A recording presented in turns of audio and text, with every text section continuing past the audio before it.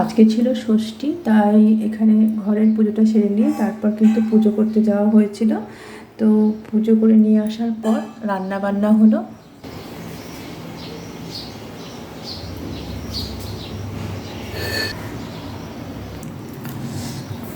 মা ফলগুলো কেটে নিয়েছে আর আমও এখন কেটে কেটে রাখলো।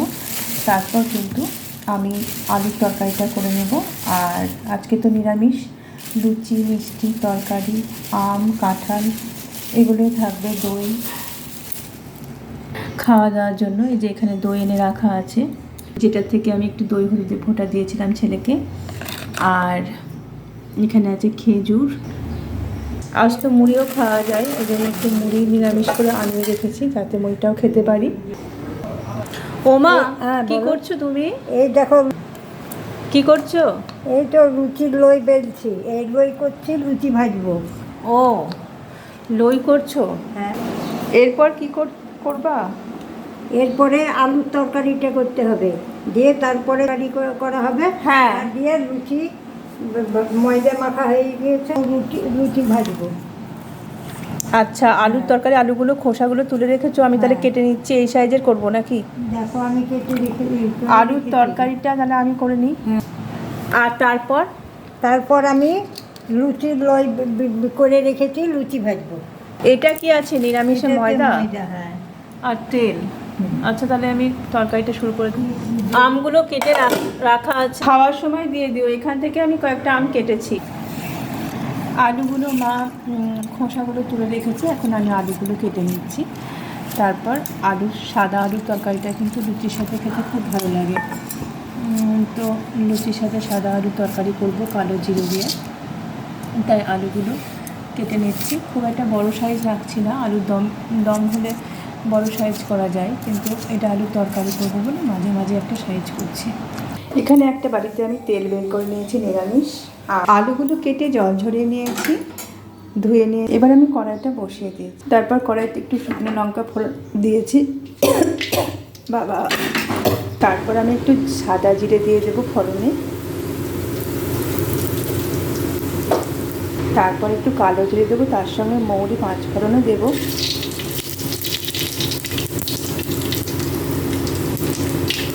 একটু সাদা আলুর তরকারি করবো, অন্য কোনো মশলা দেবো না আমি, ওই জন্য একটা সানরাইজের জিরে গুঁড়ো পাউডার নিয়েছি। এরপর মশলাটা একটু ভাজা ভাজা হয়ে গেলে পাঁচ ফোড়নটা একটু ভেজে নিয়ে আমি এখানে দিয়ে দেবো আলুগুলো।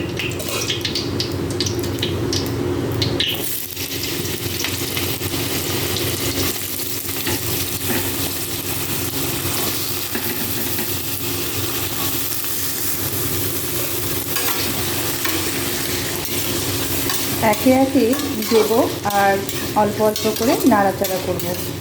তারপর সমস্ত আলুগুলো দিয়ে দেবো।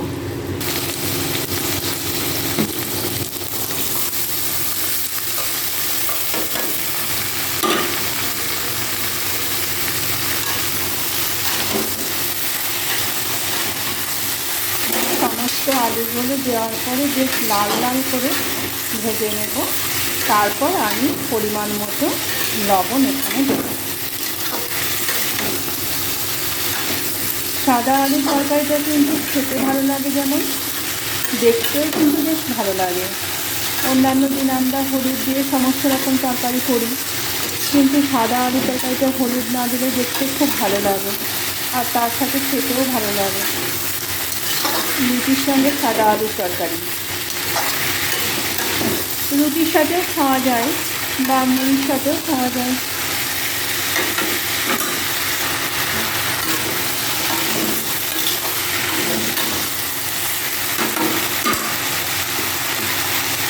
এরপর দিয়ে দেবো পরিমাণ মতো লবণ, একটু মিষ্টিও দেবো আমি, যেহেতু লুচি খাওয়ার তরকারি ওই জন্য একটু মিষ্টি মিষ্টি করবো। আগে দিয়ে দেবো আমি 1 চামচ জিরে গুঁড়ো। এরপর আমি দেবো 1 চামচ চিনি।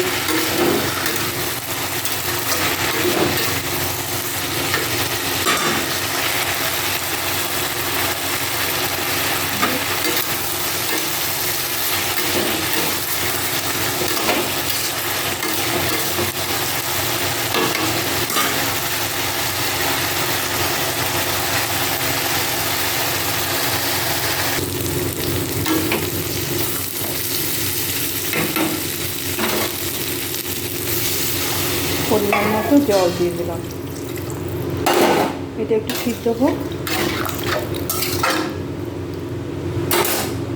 আর ওমা তুমি কি করছো? এই তো লুচি বেলছি। ও, লুচি বেলছি এদিকে এখন। মা লুচিগুলো বেলতে শুরু করেছে। এই দেখো, লুচি আমি এখন বেলছি, তারপরে ভাজতে হবে। তখন তরকারি হয়ে গেল, বেধারে বসিয়ে দিয়েছে। হ্যাঁ, দিয়ে তরকারিটা খেতে- আমি এদিকে বসিয়ে দিচ্ছি যাতে তোমার হ্যাঁ। ওদিকে লুচিটা হ্যাঁ। ভাজা হয়। এই দেখো লুচি। মা এদিকে লুচিগুলো বেলছে, এই গ্যাসে লুচিটা ভাজবে। আর আমি তরকারিটা ছোটো গ্যাসে বসিয়ে দিলাম। এরপর আলুর তরকারিটা নামিয়ে রাখ। আর মাও এদিকে লুচি ভাজতে শুরু করে দিয়েছে। এই যে মা লুচি ভাজছে, এখানে কয়েকটা লুচি বেলা একটা করে বেলেও দিচ্ছে, এখানে লই করা আছে।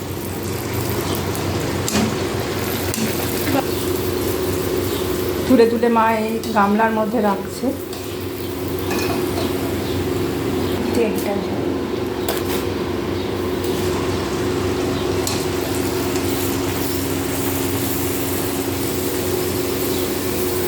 অনেকগুলো লুচি ভাজা হয়ে গেছে।